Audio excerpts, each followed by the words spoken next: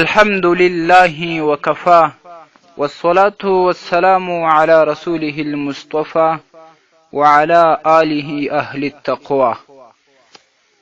معززو قدرمند ورونو، یو ورور پوښتنه کړې ده چې په ایران کې مسافر یو او هلته د چرګانو فارم دی، هغې کې کار کوو، نو اکثر وخت مو کفړې لړلې وي.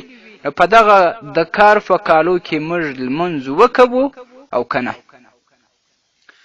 محترم، ستاسو په جواب کې به ووایم چې زموږ اعمالو ته تعجب دی او د الله تعالی ورحم او د هغه و بخښنې ته او د هغه و صبر ته هم تعجب دی چې دې مسلمانانو ته یې څومره صبر کړی دی او څومره رحیم ذات دی.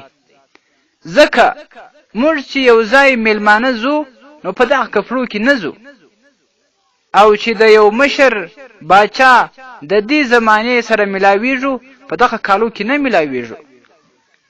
دا شان واده ته ځو، یو خوشحالۍ ته ځو، دغه کپړو کې نه ځو بلکې صفا جامې اغوندو. نو ولې داسې خیرونو کپړو کې موږ راځو؟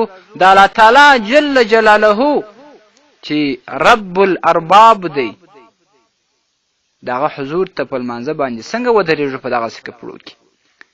د فقه ټوله کتابونه په دې باندې متفق دي چې دغه د کار په کالو کې لمونځ کول مکروه دي. محیط برهاني هغه دا لیکي په صفحه 370 کې چې بالکل مکروه دي. فتاوی هندیه لیکي په جلد اول صفحه 107 کې چې د کار په کالو کې لمونځ کول مکروه دي. حاشیه تحتوی هغه په جلد اول صفحه 359 کې دا لیکي چې د کار په کالو کې لمونځ کول مکروه دي. دا شان بدایع الصنایع په 5 جلد او صفحه 118 کې دا لیکي چې د کار په کالو کې لمونځ کول چې خیرن وي لمونځ پکې مکروه دی.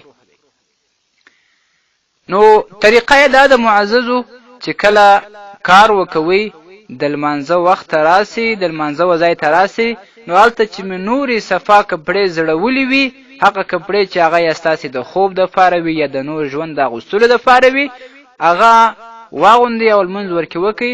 بیرته چې بیا د کار او روزګار دپاره ځي نو بیرته د کار کپړې اغوندي. والسلام علیکم ورحمة الله وبرکاته.